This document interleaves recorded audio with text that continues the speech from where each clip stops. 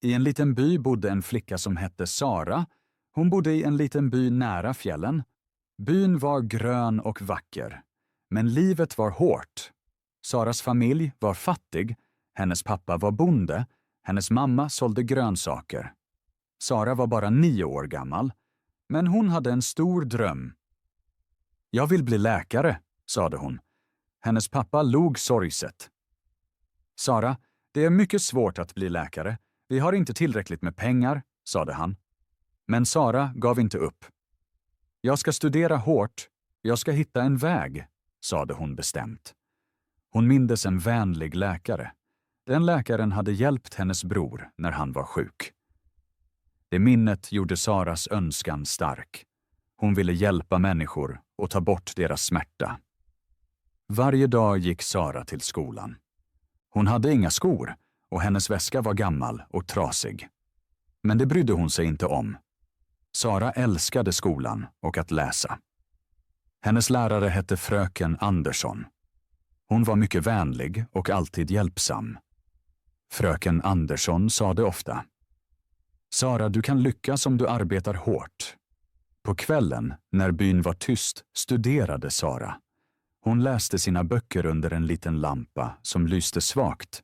Hon visste att hennes dröm var långt borta. Men hon trodde på sig själv och sin förmåga.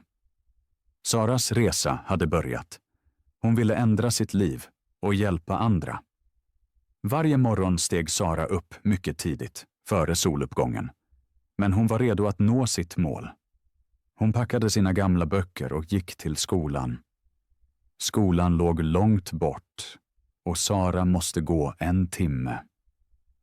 Vägen var inte lätt. Ibland var den lerig och hennes fötter blev smutsiga. Ibland var solen mycket het och då blev hon trött och törstig. På vägen såg Sara kor, getter och stora träd. Hon gillade fåglarna som sjöng i träden och den friska luften. En dag ska jag åka bil till skolan, tänkte Sara hoppfullt. I skolan hade Sara inga nya böcker eller pennor. Hennes häfte var litet och nästan fullt. Men hon slutade inte skriva eller läsa. Fröken Andersson gav henne extra papper när hon behövde mer plats. Tack, fröken Andersson, sade Sara med ett stort leende. Fröken Andersson sade alltid: Sara, du är smart. Fortsätt arbeta hårt. Efter skolan gick Sara hem igen. Hon var trött efter den långa dagen. Men hon var glad, för hon hade lärt sig något nytt. Även om vägen var lång och svår visste Sara att det var värt det. Varje steg förde henne närmare sin dröm. Fröken Andersson var Saras lärare. Hon var vänlig och log ofta. Hon älskade att undervisa och hjälpa sina elever. En dag såg fröken Andersson att Sara stannade kvar efter lektionen. Sara läste i en tjock bok med många svåra ord. Sara, varför läser du den här boken? Frågade fröken Andersson nyfiket. Jag vill bli läkare, sade Sara med lysande ögon. Men det är svårt. Jag förstår inte alla ord. Fröken Andersson satte sig bredvid Sara och log uppmuntrande. Sara, du är mycket smart, sade hon. Jag vet att du kan klara det. Du måste bara fortsätta studera och aldrig ge upp. Saras ögon lyste av hopp och beslutsamhet. Verkligen, fröken Andersson. Tror du att jag kan bli läkare? Svaret betydde mer än bara ett ja. Det var ännu ett steg mot hennes stora dröm. Ja, Sara, sade fröken Andersson med ett vänligt leende. Du kan bli vad du vill. Dröm alltid stort. Och glöm inte, jag finns här för att hjälpa dig. Saras ögon lyste av glädje och hopp. Från den dagen gav fröken Andersson Sara extra lektioner efter skolan. Hon förklarade nya ord och hjälpte henne med matte, som Sara ofta tyckte var svårt. Tack, fröken Andersson, sade Sara stolt och tacksamt. Jag ska studera hårt. Jag ska göra dig stolt. Fröken Andersson log varmt. Jag är redan stolt över dig, Sara, sade hon. Sara kände sig lycklig och stark. Med fröken Anderssons hjälp trodde hon ännu mer på sin dröm att bli läkare. Saras familj bodde i ett litet hus. De hade inte mycket pengar. Hennes pappa arbetade hårt på åkrarna och hans händer var ofta nariga och spruckna. Hennes mamma bakade färskt bröd och sålde det i byn för att tjäna lite pengar. En kväll sade hennes mamma: Sara, vi kan inte köpa nya skolböcker. Vi har inte tillräckligt med pengar. Sara kände sig ledsen och orolig. Hon behövde böcker för att studera och ville bli bättre. Men hon ville inte göra sina föräldrar bekymrade. Jag delar böckerna med min vän Amina, sade Sara modigt. Det går bra, mamma. Efter skolan hjälpte Sara sin mamma. Hon städade huset och vaktade sin lillebror som ofta behövde mycket uppmärksamhet. Ibland hjälpte hon sin pappa och bar vatten från brunnen, vilket var tungt men viktigt för familjen. Även när hon var trött gjorde Sara alltid sina läxor. På kvällen studerade hon länge under en liten lampa som lyste svagt. En natt såg hennes pappa henne och blev imponerad av hennes flit. Sara, du arbetar väldigt hårt, sade han stolt. Ja, pappa, sade Sara med stark tro. Jag vill bli läkare. Jag vill hjälpa människor en dag. Hennes pappa log stolt. Du gör oss stolta, Sara, sade han. Och Sara kände värme i sitt hjärta. Hon visste att familjen hade det svårt, men hon var fast besluten att nå sin dröm. Hon lovade sig själv: jag ska aldrig ge upp. Jag ska arbeta hårt för mina drömmar, hur svårt det än blir. En dag satt Sara framför skolan. Hon tittade i sitt häfte som var gammalt och slitet. Några sidor var trasiga och hörnen var fransiga. Hon kände sig ledsen och frustrerad när hon tänkte på att andra elever hade nya böcker. Fröken Andersson gick förbi och såg hennes sorgsna ansikte. Sara, varför är du så ledsen? Frågade hon oroligt. Jag har inga nya böcker eller häften, sade Sara tyst. Det är svårt att studera, men jag gör mitt bästa. Fröken Andersson log förstående. Sara, du är en smart flicka. Oroa dig inte. Jag ska hjälpa dig. Nästa dag tog fröken Andersson med en stor väska till skolan. Hon räckte den till Sara med ett strålande leende. I väskan låg nya böcker, färgglada pennor och ett nytt häfte. Sara kunde knappt tro det. Hennes ögon blev stora av glädje och ett brett leende spred sig. Det är så snällt av dig, fröken Andersson, ropade hon. Hon kände sig stöttad och motiverad. Nu visste hon att hon kunde nå sina mål med hårt arbete och hjälp.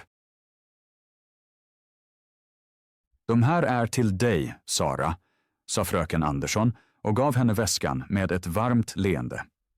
Du måste fortsätta arbeta hårt och jag tror på dig. Saras ögon fylldes av tårar av glädje och tacksamhet. Tack, fröken Andersson. Jag ska göra mitt bästa, sade hon beslutsamt. Från den dagen studerade Sara ännu hårdare. Hon lovade sig själv: jag ska göra fröken Andersson stolt. Fröken Andersson trodde på Sara. Hon sade alltid: Sara, du kan bli vad du vill. Ge aldrig upp. En lunch satt Sara under ett träd på skolgården. Hon åt sin lilla lunch, ett stycke bröd och lite vatten. Det var inte mycket, men det räckte. En flicka kom fram till henne. Hon hette Amina och var ny i klassen. Hej, jag heter Amina. Får jag sitta här? Frågade hon vänligt. Sara log och kände sig genast bättre. Ja, självklart, svarade hon. De började prata. Amina berättade. Min pappa har fått ett nytt jobb här. Därför flyttade vi hit. Jag är lite nervös. Sara tyckte mycket om Amina. Amina var snäll och rolig. De skrattade och delade historier om skolan och sina drömmar. Amina såg Saras gamla böcker och höll dem i handen. Dina böcker är väldigt gamla. sade hon med en liten rynka i pannan. Ja, sade Sara. Vi har inte råd med nya böcker, men jag gillar att studera. Nästa dag kom Amina till skolan med en överraskning. Hon gav Sara en liten väska. Vad är det? Frågade Sara nyfiket och förväntansfullt. Öppna den, sade Amina med ett stort leende. I väskan fanns pennor, ett sudd och färgglada markeringspennor. De är till dig, sade Amina glatt. Nu kan du skriva och rita bättre. Jag tänkte att de kan hjälpa dig. Sara blev mycket glad och kände sig hedrad. Tack Amina, du är en riktig vän, sade hon med lysande ögon. Från den dagen blev Sara och Amina bästa vänner. De studerade tillsammans i skolan och hjälpte varandra med läxorna. Och de drömde om en framtid full av möjligheter. En dag kom fröken Andersson in i klassrummet med ett stort leende. Barn, jag har spännande nyheter, sade hon ivrigt. Eleverna lyssnade noga. Deras förväntningar var höga. Det finns en vetenskapstävling i stan. Vinnaren får ett stipendium till skolan, förklarade fröken Andersson, och spänningen steg i rummet. Saras ögon blev stora och lyste av glädje. Ett stipendium, tänkte hon. Det kan hjälpa min familj och ge mig en bättre framtid. Fröken Andersson fortsatte. Ni ska göra ett projekt om hälsa eller vetenskap. Ni har 2 veckor för att förbereda allt. Hemma sade Sara till sin familj. Jag vill vara med i tävlingen. Det är en chans för mig. Hennes pappa log stolt och sade. Det är underbart Sara. Vi stöttar dig helt. Du kan klara allt om du arbetar hårt. Sara arbetade mycket hårt med sitt projekt. Hon valde en affisch om rent vatten och varför det är viktigt för hälsan. Amina hjälpte henne energiskt. Du kan använda mitt färgglada papper och mina pennor, sade Amina generöst. Tack Amina, du är bäst, sade Sara tacksamt. Efter 2 veckor av hårt arbete och laganda åkte Sara och Amina till stan för tävlingen. Sara såg många andra elever med sina projekt. Då blev hon nervös och undrade om hon verkligen var bra nog. Men hon tänkte också på allt stöd hon hade fått. Tänk om mitt projekt inte är bra nog, funderade Sara. Amina höll hennes hand och log uppmuntrande. Oroa dig inte Sara, du har arbetat hårt. Tro på dig själv, sa hon. Dessa ord gav Sara lite mod. När det blev Saras tur stod hon framför juryn. Hon förklarade sin affisch med stor passion. Hon talade om hur rent vatten kan rädda liv och varför det måste skyddas. Domarna log och nickade, vilket gav henne en bra känsla. Efter lång väntan meddelade de vinnaren. Stipendiet går till Sara. Sara kunde inte tro det. Jag vann, ropade hon glatt. Familjen kramade henne hårt och Amina applåderade högt. Sara log överlycklig. Det här är bara början på min dröm, tänkte hon och kände hoppet blomma. Efter att ha vunnit stipendiet var Sara mycket lycklig. Men hon kände också något annat. Hopp! Jag klarar det, tänkte hon. Jag kan bli läkare. Med stipendiet kunde Sara nu gå i en bättre skola i en närliggande stad som gav många möjligheter. Hennes pappa sade, Sara, den här skolan hjälper dig att lära mer, men den ligger långt hemifrån. Är du redo? Sara nickade beslutsamt. Ja, pappa, jag ska arbeta hårt och göra dig stolt. Första dagen på den nya skolan var spännande, men också lite skrämmande. Sara såg många nya elever och kände sig osäker. Kommer de att vara snälla mot mig? Undrade hon. På lektionen bad läraren alla att presentera sig. Sara reste sig och sade, jag heter Sara. Jag älskar naturvetenskap och vill bli läkare. Några elever log vänligt. En flicka som hette Leila sade, det är toppen.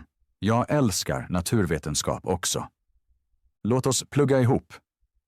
Sara blev glad över inbjudan. Tack, jag pluggar gärna med dig, sade hon, och hennes hjärta fylldes av glädje. På lunchen talade Sara och Leila om sina drömmar och mål. Jag vill hjälpa sjuka människor, sade Sara med ett leende. Leila nickade ivrigt. Jag med. Vi kan hjälpa varandra. Sara kände en ny sorts glädje i sitt hjärta. Hon fann nya vänner och lärde sig något nytt varje dag. På kvällen skrev hon i sitt häfte: Det här är ett nytt kapitel i mitt liv. Jag går steg för steg framåt. Den nya skolan var spännande, men också svår. Klasserna var större. Lärarna gav mer läxor och Sara fick ofta anstränga sig. En kväll satt hon vid skrivbordet. Boken var öppen, men hennes ögon var trötta. Jag är så trött, tänkte hon. Hennes mamma kom in och såg henne oroligt. Sara, du borde vila, sade hon mjukt. Sara skakade på huvudet och svarade: Nej, mamma, jag måste läsa. Imorgon har jag ett prov. Mamman log stolt. Jag är stolt över dig, min dotter. Men glöm inte att sova. Sömn är viktig för din hjärna. Nästa dag gick Sara till skolan. Hon lämnade in sitt arbete och hoppades att det var bra. Efter lektionen frågade Leila: Hur gick provet? Sara sa: Det var svårt, men jag tror det gick okej. Leila log och sade: Du gör det alltid bra. Oroa dig inte. I slutet av veckan fick Sara tillbaka sitt prov. Hon hade bästa betyget i klassen och kände sig fantastisk. Läraren sade: Sara, du arbetar mycket flitigt. Fortsätt så. Sara log lyckligt. Hon tänkte: Det är inte lätt att arbeta hårt, men det är värt det. Den natten lovade Sara sig själv: Hur svårt det än blir ska jag aldrig ge upp. Hon visste att drömmen var långt borta, men hon var redo för vägen. Saras hårda arbete gav resultat och hon var stolt över sig själv. Men ibland kände hon sig ensam på den nya skolan, för många elever var rika. De hade fina kläder, nya böcker och till och med privatlärare. En dag satt Sara ensam i biblioteket efter lektionen. Hon läste i sin vetenskapsbok och tänkte på livets viktiga frågor. Då kom en flicka fram till henne. Det var Amina, hennes goda vän, som hon inte hade glömt trots flytten. Amina log och satte sig bredvid Sara. Jag har saknat dig, sade hon. Hur går det i nya skolan? Sara log tillbaka och kände sig genast bättre. Det är spännande men ibland svårt, svarade hon. Jag har mycket läxor och så mycket att lära. Amina nickade. Kom, låt oss plugga tillsammans. Då blir det roligare. Sara blev lycklig över att få tid med sin vän igen. Hej Sara, sa Amina med ett leende. Vill du plugga tillsammans? Sara tittade överraskat upp. Verkligen? Vill du studera med mig? Ja, sade Amina vänligt. Du är väldigt smart. Kanske kan vi hjälpa varandra. Från den dagen blev Sara och Amina studiekamrater. De arbetade ihop med matteuppgifter och stöttade varandra när någon inte förstod. De läste texter och bytte idéer. Amina berättade också om ett stipendieprogram som hjälpte många elever. Om du söker kan de hjälpa dig att köpa böcker och betala skolan, sade Amina. Saras ögon lyste av upphetsning. Verkligen, det vore underbart. Jag skulle så gärna vilja ha nya böcker. Med Aminas hjälp fyllde Sara i ansökan. Hon arbetade hårt med den och såg till varje detalj. Några veckor senare kom ett brev. Sara, kom hit, ropade hennes mamma ivrigt. Du har fått post. Sara öppnade brevet långsamt med darrande händer. Hon läste orden: Grattis, du har fått ett stipendium. Tårar fyllde hennes ögon av glädje. Mamma, det betyder att jag kan köpa böcker. Jag kan fortsätta studera. Hennes mamma kramade henne hårt och log stolt. Jag är så stolt över dig, Sara. Du har verkligen förtjänat det. Nästa dag tackade Sara Amina med ett strålande leende. Du är inte bara min vän, Du är min hjälpare och min förebild. Amina skrattade och svarade: Vi hjälper varandra, Sara. Det gör vänner. Det är härligt att du fick stipendiet. Stipendiet gav nytt hopp i Saras liv. Med pengarna köpte Sara sina första nya böcker och en riktig skoluniform. I skolan kände hon sig stoltare och säkrare. Sara pluggade hårdare än någonsin. Hon älskade naturvetenskap mest. Hennes lärare fröken Andersson märkte det och blev imponerad av Saras framsteg. Sara, sade hon en dag, du gör stora framsteg. Nästa månad finns det en vetenskapstävling. Vill du delta? Sara var nervös, men också uppspelt. Tror du att jag kan vinna? Frågade hon tveksamt. Fröken Andersson log uppmuntrande. Att vinna är inte det viktigaste. Det viktiga är att ge sitt bästa. Om du arbetar hårt kommer du att lyckas. Sara nickade och började förbereda sig. Varje kväll studerade hon efter hushållsarbetet. Amina hjälpte henne med övningsfrågor och pushade henne att fortsätta. Tillsammans gick de igenom ämnena och hade mycket roligt. Dagen för tävlingen kom snabbt. Sara var en av de yngsta deltagarna. Rummet var stort och fyllt av elever som verkade väldigt självsäkra. När det blev Saras tur gick hon fram och drog ett djupt andetag. Hon svarade på frågor om växter, djur och människokroppen. Hennes händer skakade lite, men hon mindes fröken Anderssons ord. Ge ditt bästa. När resultaten tillkännagavs kunde Sara knappt tro det. Hon hade kommit på andra plats. Nästa dag applåderade hela skolan för henne. Till och med rektorn skakade hennes hand och sade: Sara, du är ett exempel på flit och uthållighet. Fortsätt så. Sara var otroligt stolt. Inte bara över sig själv, utan också över sin familj som alltid stöttat henne. Hon visste att det bara var början på hennes resa. I skolan gick det bra och hon såg fram emot nästa steg i livet och alla nya äventyr som väntade. Sara visste att hon med hårt arbete och stöd kunde nå allt. Hon hade lärt sig att vänskap och sammanhållning gör stor skillnad. Hon ville följa sina drömmar, inte bara för egen skull, utan också för sin familj och sina vänner. Men hemma var livet svårt. Familjen hade lite pengar och det gjorde allt svårare. En dag pratade Amina med henne. Sara, jag ska sluta skolan, sade hon sorgset. Sara blev chockad och kunde inte tro det. Varför? Du älskar skolan. Du är så smart. Du har så mycket potential. Amina log mjukt, men det var ett sorgset leende. Jag vill att du ska följa din dröm.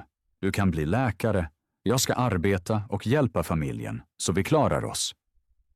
Nästa dag började Amina jobba i en liten butik. Hon gav sina pengar till föräldrarna för att stödja familjen. Hon köpte till och med en ny skolväska till Sara som var fin och färgglad. Sara var ledsen över Aminas beslut, men också tacksam för allt hon gjorde. Hon skrev en lapp till Amina. Kära Amina, tack för allt. Jag ska studera hårt och göra dig stolt. Kram, Sara. Amina log varje gång hon läste lappen och det gjorde Sara glad. Hon visste att deras vänskap var stark. Sara studerade ännu hårdare. Hon ville göra sin familj stolt och inte ge upp hoppet om en bättre framtid. Skolan meddelade ett mycket viktigt prov. Om Sara klarade sig bra kunde hon få ett stipendium till gymnasiet. Fröken Andersson sade: Sara, jag vet att du kan klara det. Studera flitigt. Jag tror på dig. Sara studerade varje kväll, full av beslutsamhet. Hon läste i skenet från stearinljus. Byn hade ingen el och Amina satt bredvid och hjälpte när hon kunde. De repeterade viktiga ämnen och skrev frågor till varandra för att förbereda sig bättre. Dagen för provet kom. Sara var nervös. Vad händer om jag misslyckas? Tänkte hon och kände oro. Amina kramade henne hårt. Amina log och sade: Du är smart, Sara. Tro på dig själv. Du har arbetat hårt och det kommer att löna sig. Jag tror på dig. Sara gick in i klassrummet och kände sig spänd. Hon såg de andra nervösa eleverna och andades djupt. Hon läste varje fråga noga och fokuserade. Hon tänkte efter och skrev lugnt utan att bli distraherad. När hon var klar låg hon lättad. Hon visste att hon hade gjort sitt bästa, oavsett resultat. En vecka senare kom resultaten. Fröken Andersson kallade Sara fram. Sara, du har högst poäng. Du är en av de bästa eleverna, sade hon glatt. Sara kunde inte tro det och sprang hem av glädje. Amina, jag klarade det, ropade hon. Amina väntade redan och kramade henne hårt. Jag visste det. Du har förtjänat det, Sara. Du har kämpat så hårt för din dröm, sade hon. Nu kunde Sara börja gymnasiet. Hennes dröm var ett steg närmare.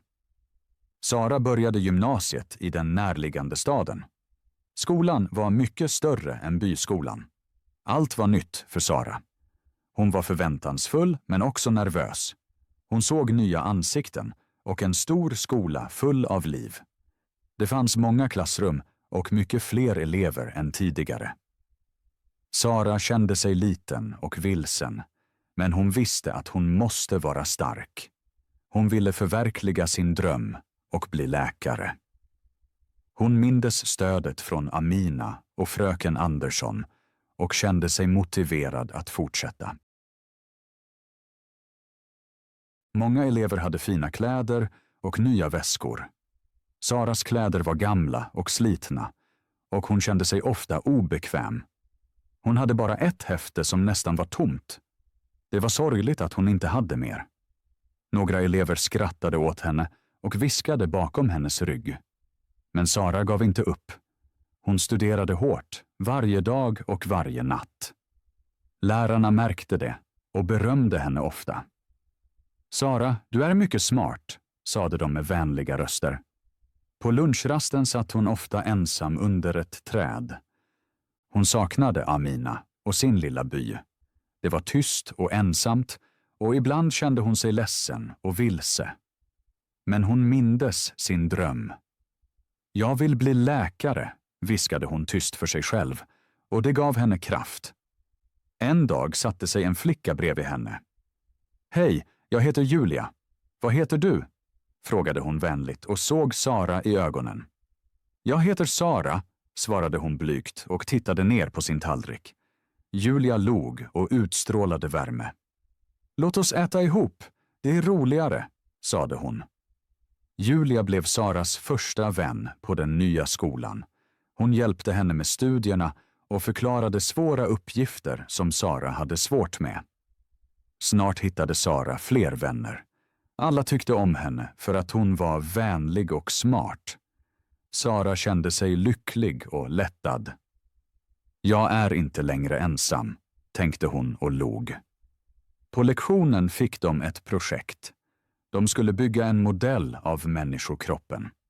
Sara hade inga pengar till material och kände sig frustrerad. Men Julia och hennes vänner hjälpte henne. De använde gamla kartonger och papper som de hittade hemma. Tillsammans byggde de en fin modell. Läraren tittade på det och sa: Sara, det här är det bästa projektet. Mycket bra gjort. Sara log stolt. Hon älskade naturvetenskap och hennes entusiasm växte mer och mer. Nu visste hon mer än någonsin att hon ville bli läkare. En helg åkte Sara tillbaka till byn. Hon kramade Amina, sin bästa vän, som alltid hade stöttat henne. Jag har saknat dig, sade Sara med ett leende. Amina gav henne en liten väska. Jag har sparat lite pengar. Köp nya böcker, sade hon glatt. Saras ögon fylldes av tårar av tacksamhet. Tack Amina. Du är den bästa vän jag kan önska mig. Med de nya böckerna studerade Sara ännu bättre och kände sig lycklig över att ha en sådan själslig syster. I slutet av skolgången hörde Sara om ett stort stipendium för universitetet. Det var för skolans bästa elev. Sara ville vinna det för att göra sin familj stolt. Hon visste att hon måste arbeta hårt för det. Hon studerade dag och natt, repeterade allt hon lärt och förberedde sig noggrant. Efter proven kallade rektorn in henne på sitt kontor. Sara, du har fått stipendiet, sade han med ett brett leende. Sara kunde inte tro det. Jag klarade det, ropade hon glatt och sprang för att ringa Amina. Jag ska börja på universitetet. Jag kan knappt vänta. Studierna var svåra. Sara måste studera många timmar och ofta läsa mycket. Hon arbetade också i biblioteket för att tjäna pengar och täcka sina utgifter. Hennes professorer var vänliga och stöttade henne där de kunde. Sara, du har en ljus framtid framför dig, sade de uppmuntrande. Sara lärde känna andra studenter som också ville bli läkare. De hjälpte varandra och motiverade varandra när det blev svårt. Sakta blev hennes dröm sann. Efter många år avslutade Sara stolt sina studier. Hon blev läkare och när hon återvände till sin by jublade alla. Amina kramade henne hårt och sade: Jag är så stolt över dig, Sara. Du har förverkligat din dröm. Sara log lyckligt. Hon öppnade en liten klinik i byn och hjälpte sjuka människor. Alla kallade henne Dr. Sara. Hon såg på Amina och sade: Vi klarade det. Våra drömmar har blivit sanna. Vi trodde på oss själva. Nu kan vi hjälpa andra och stötta dem. Tack för att du följde Saras historia till slutet. Det betyder mycket att du är här och delar resan med mig. Sara arbetade så hårt för sina drömmar och jag hoppas att hennes beslutsamhet och mod har inspirerat dig. Vi har alla mål och drömmar, stora som små. Vilka är dina drömmar?